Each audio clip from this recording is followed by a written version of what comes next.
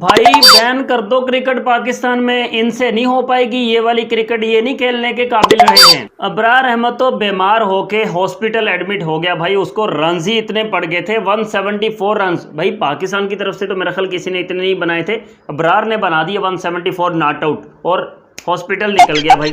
जो रूट भाई तुम्हारा बहुत शुक्रिया यार, तुमने कहीं 300 नहीं पूरे कर लिए, वरना रिकॉर्ड बन जाता कि एक ही टेस्ट मैच की एक ही इनिंग्स में दो बल्लेबाज 300 बना के जा रहे हैं। भाई हैरी ब्रूक तू पाकिस्तान का शुक्रिया अदा करके बड़े लंबे टाइम से टेस्ट क्रिकेट में किसी भी कंट्री के किसी भी बल्लेबाज से 300 नहीं देखा था भाई, तुमने बना दिया, थैंक यू। हाँ जी, तो जनाब क्रिकेट को बैन कर देना चाहिए पाकिस्तान में। जिस तरह की क्रिकेट पाकिस्तान की टीम खेल रही है, जिस तरह की बदनामियां, जिस तरह की रुसवाइयां, जिस तरह की घटिया किस्म की क्रिकेट का लेवल पाकिस्तान ने बना दिया है, तो पाकिस्तान में मेरा ख्याल है कि खास तौर पर टेस्ट क्रिकेट को बैन कर देना चाहिए। क्योंकि ये मुल्तान की पिच जिस पर 2006 में रिकॉर्ड्स बने थे, वही मुल्तान की पिच को इतना पता नहीं उस पिच पर क्या करके रख दिया कि भाई रन्स बनते जा रहे हैं तो बनते ही जा रहे हैं जी। बहुत नाजुक सूरत हाल है। लेकिन एक बात की समझ अभी तक भी नहीं आई है कि ये रन्स इंग्लैंड ने बना लिए, पाकिस्तान ने 556 बना लिए, उन्होंने 823 बना लिए। अब ये तीसरी इनिंग्स में पाकिस्तान की बारी आई है, तो ये पिच में कैसी तब्दीली आ गई है भाई कि पाकिस्तान 6 विकेटें लूज कर गया। क्या कहा?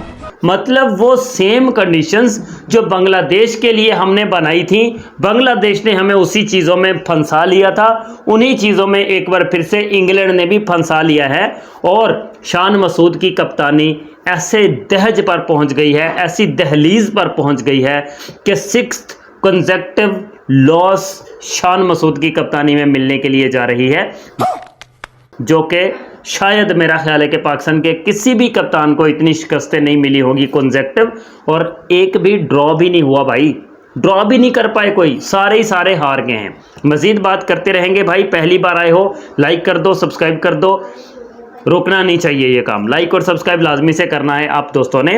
और बाबर आजम ने क्या कर दिया भाई, बाबर आजम ने जो रूट का कैच उस वक्त ड्रॉप कर दिया जब वो 192 193 रन पर खेल रहा था, और इतना सिंपल और इतना आसान कैच कि कोई एक्सक्यूज भी नहीं बन सकता बाबर से। बाबर ये भी नहीं कह सकता कि भाई मुझे समझ ही नहीं आया कि बॉल आया कहाँ से था, ये भी नहीं बाबर कह सकता कि भाई उसकी हाइट इतनी थी कि मेरे सर के ऊपर से गुजर रहा था, ये भी नहीं कह सकता बाबर आजम कि इतना लो कैच था कि भाई ज़मीन पर गिरकर मुझे करना पड़ता।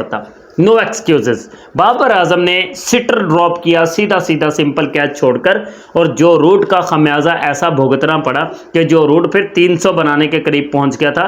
ये तो शुक्र अदा करना चाहिए वहां पर कि भाई विकेट्स मिल गए वहां पर, वरना वो बना जाता। और हैरी ब्रूक ने तो कमाल की इनिंग्स खेली, हैरी ब्रूक ने रिकॉर्ड्स ब्रेक करके रख दिए हैं। और वीरेंद्र सहवाग वहां पर बैठा इंडिया में सोच रहा होगा यार मेरे क्या रिकॉर्ड्स थे पाकिस्तान के खिलाफ, मैंने 310 बनाए थे, 309 बनाए थे, ये हैरी ब्रूक कहां से फटक पड़ा जिसने जाकर 317 बनाकर रिकॉर्ड ब्रेक करके रख दिया मेरा, वरना ये मुल्तान की पिच पर तो मेरा रिकॉर्ड था कि मेरे सबसे ज़्यादा रन थे पाकिस्तान के खिलाफ। और पाकिस्तान की बॉलिंग ऐसी एक्सपोज हुई है, ऐसी एक्सपोज करके रख दी कि भाई हम क्या कहें, शर्म से सर झुक गए हैं, ऐसी हालत हो गई है, शर्म से सर झुक गए।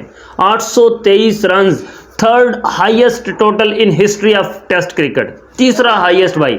लेकिन पाकिस्तानियों के लिए इतनी खुशी बहुत है, ये पाकिस्तानी ये कह सकते हैं कि भाई अभी भी इंडिया को सबसे बड़ ज़्यादा मार पड़ी है, इंडिया सबसे ऊपर है अभी भी। इंडिया को 952 पड़ गए थे, 6 विकेटें ही लूज हुई थी। श्रीलंका ने इंडिया को मार दिए थे 952 रन 6 विकेटों के नुकसान पर डिक्लेयर, श्रीलंका वर्सेस इंडिया। तो हम तो अभी भी इंडिया से नीचे ही हैं यार, कौन सा इंडिया से ज़्यादा मार पड़ गई हमको। ये खुश करने के लिए मैं कह रहा हूँ पाकिस्तानियों को, वरना जो हालत हुई है ना, जिम्बाब्वे जैसी टीम, बांग्लादेश जैसी टीम, आयरलैंड जैसी टीम भी इतने रन किसी टीम से नहीं खाएगी। इससे ज़्यादा क्या क्रिकेट गिर सकती है पाकिस्तान की। ना बॉलिंग चल रही है, ना बैटिंग चल रही है। शान मसूद ने एक बार 449 बनाकर इनिंग्स डिक्लेयर कर दी थी, उसका खमियाजा बांग्लादेश के हाथों भुगतना पड़ा। इस बार उसने डिक्लेयर करना मुनासिब नहीं समझा, उसने कहा कि भाई डिक्लेयर नहीं करेंगे, हम ऐसे ही खेलेंगे। 556 बनाकर भी जलालत और रुसवाई ही मुकद्दर में मिली है। और मैं तो इस बात पर हैरान था कि भाई अगर पाकिस्तान के बल्लेबाज 556 बना सकते हैं, फिर इंग्लैंड वाले क्यों नहीं बना सकते। और 149 ओवर्स में पाकिस्तान ने बनाए थे 556, और 149 ओवर्स में उन्होंने पाकिस्तान से 270 रन ऊपर बना लिए। मतलब 150 ओवर उन्होंने खेला और 150 ओवर्स में उन्होंने 823 बना दिए। ये हालत है क्रिकेट की, ऐसे क्रिकेट खेली जाती है, पाकिस्तानियों को सिखा रहे हैं सारे के सारे। लेकिन शान मसूद काबिल रहम हुआ पड़ा है और पाकिस्तान के कोच साहब गैरी क्रिस्टन साहब कह रहे हैं कि इंग्लैंड ने लीड ही इतनी ज़्यादा ले ली है हमसे ऊपर कि अब हम कुछ कर नहीं सकते। हम क्या कर सकते, कुछ भी। हम तो काबिल रहम और काबिल क्या कहें हम कि क्या हो गए हैं भाई। हाय हाय हाय हाय। दूसरी इनिंग्स आई है, सारे के सारे भुगत रहे हैं, निमट रहे हैं।